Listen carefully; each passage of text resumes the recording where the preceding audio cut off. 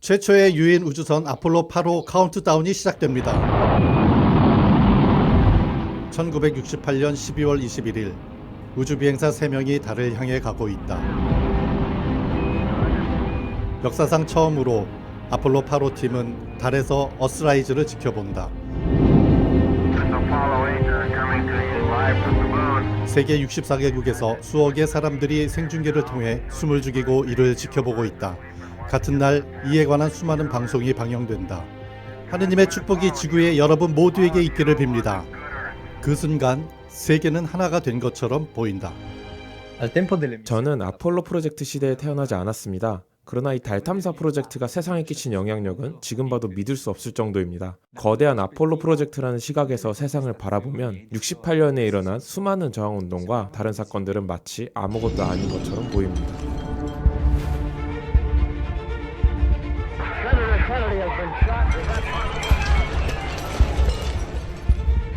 오늘날도 다르지 않습니다.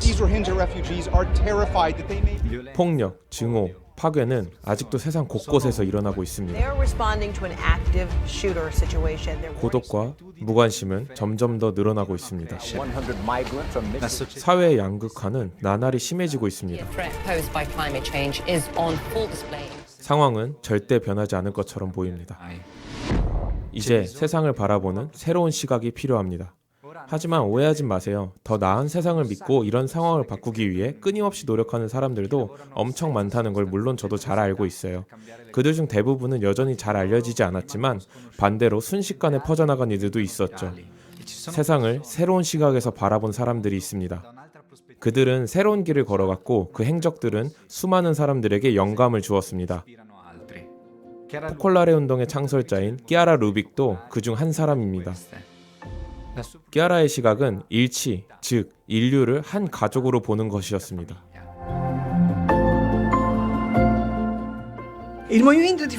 궁극적으로 포콜라레 운동은 세계 평화를 목표로 삼고 있습니다. 이는 개인과 개인, 그룹과 그룹, 민족과 민족들이 하나가 된 일치된 세계를 꿈꾸면서 세상의 평화를 이루는 것입니다. 그럼 평화를 가능하게 하는 일치의 고리는 무엇인가요? 이는 바로 모든 인간의 마음속 깊은 곳을 두드리는 사랑입니다. 사랑. 안타깝게도 이 말은 너무나 흔하게 쓰이며 때로는 잘못 해석되고 있습니다. 하지만 이 단어 안에 끼아라 이상의 본질이 담겨 있습니다. 그저 그런 사랑이 아니라 그녀가 발견한 사랑이신 하느님 안에 뿌리를 둔 사랑입니다.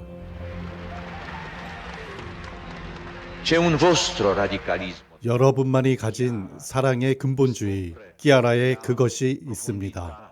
사랑이 가진 단순함 속에서 깊이를 발견하고 모든 상황에서 항상 그 사랑이 이기게끔 하는 바로 그것입니다. 저는 끼아라 루빅을 만나보진 못했지만 그녀는 제 인생에서 매우 중요한 사람입니다. 끼아라는 우리가 함께 한다면 변화를 일으킬 수 있다는 것을 깨닫게 해주었습니다. 맞아요. 좀 순진하고 이상적인 말로 들릴 수도 있지만 그녀의 삶이 지금 제가 사는 시대에도 희망을 가지고 살 수 있도록 도와주기 때문에 저는 그렇게 살려고 합니다. 아마 여러분 중 대부분이 끼아라에 대해 들어본 적이 없겠지만 그녀의 메시지는 이미 전 세계에 퍼져 있습니다. 하느님께서는 끼아라 루빅에게 새로운 유형의 영성을 주셨습니다. 이는 모든 인류를 위한 새로운 모델의 영성이며 시간이 갈수록 우리는 이 귀한 선물에 감사드리지 않을 수 없습니다. 따라서 형제를 일으키는 사랑, 서로 간의 사랑을 전파해야 합니다.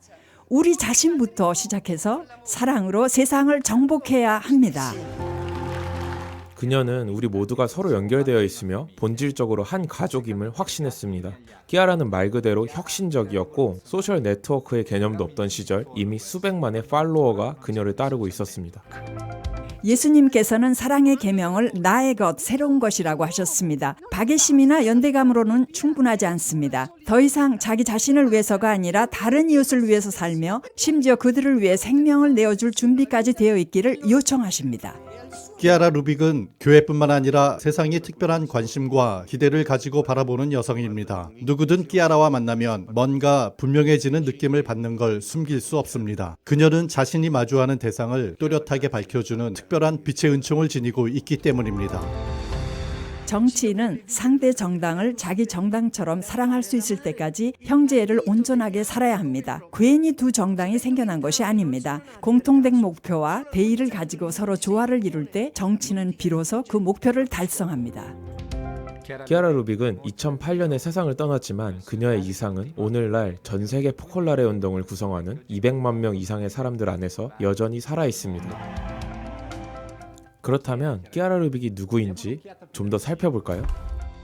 Devo raccontare la mia storia. 제 스토리를 들려줘야겠군요. 바로 하느님과도 얽혀있는 한 편의 길고 긴 이야기죠. 이 스토리는 하느님의 사업과도 연결되어 있는데요. 그것의 99%를 하느님께서 하셨고 혹시 제가 제대로 한 게 있다면 아마 1% 정도 될 거예요. 키아라는 1920년 트렌토에서 태어납니다. 어머니는 신앙이 매우 깊은 가톨릭 신자인 반면에 아버지는 사회주의자로 한 인쇄소 직원이었고 형제로는 오빠와 여동생 2명이 있는 매우 화목한 가정이었습니다. 1943년 12월 7일 키아라는 일생의 전환점이 된 순간을 살게 됩니다. 23세 나이로 미래에 어떤 일이 벌어질지 전혀 알지 못한 채 자신의 삶 전체를 온전히 하느님께 봉헌하기로 결정합니다. 가족이나 친구들에게는 이것을 비밀로 했습니다. 나는 그날 정말 하느님과 결혼했다는 인상을 강하게 받았어요. 만약 누구가 키아라 보세요. 바로 이 일이 있고 나서 한 운동이 태어나게 될 거예요 라고 말해줬다면 그날 그렇게 행복하진 않았을 거예요. 왜냐하면 포콜라레 운동은 내가 혼인한 그 하느님 앞에서 너무나 작은 것이었기 때문이에요. La storia di Chiara 키아라의 스토리는 제2차 세계대전을 빼놓고 말할 수 없습니다. 연속된 공습과 폭격은 그녀의 이 특별한 경험을 더 깊게 만든 배경이 되었습니다. 트렌토의 방공호는 키아라와 친구들의 유일한 피난처였습니다. 그들은 방공호에 무엇을 가지고 들어갔을까요? 음식, 물, 담요? 아니요, 복음서를 갖고 들어갔습니다. 그들은 무작위로 복음서를 펴서 읽고 그들이 항상 듣는 이 말씀들은 그들의 삶 안에서 구체화되기 시작합니다. 그 복음 구절들은 파괴된 트렌토시의 문제들을 구체적인 실천으로 해결하도록 그들을 현장으로 부르는 일종의 부르심이었습니다. Un giorno 어느 날 우리는 폭격을 피할 지하 대피소를 찾아냈어요. 폭격은 이어지고 전기마저 나가서 우리는 촛불을 켰습니다. 그곳에서 우리는 무작위로 복음서를 펼쳤고 일치에 대해 말씀하시는 예수님의 유언을 발견했습니다. 아버지, 그들이 모두 하나가 되게 해주십시오. 이들만이 아니라 이들의 말을 듣고 저를 믿는 이들도 모두 하나가 되게 해주십시오. 어려운 기도였지만 우리는 어떤 식으로든 이 말씀을 이해한다는 인상을 받았습니다. 무엇보다 새로 태어날 우리 운동의 대헌장이 여기에 있다고 느꼈어요. 그래서 우리는 예수님께 말했습니다. 당신이 이루시려는 일치를 위해 당신이 원하시는 대로 우리를 써주세요.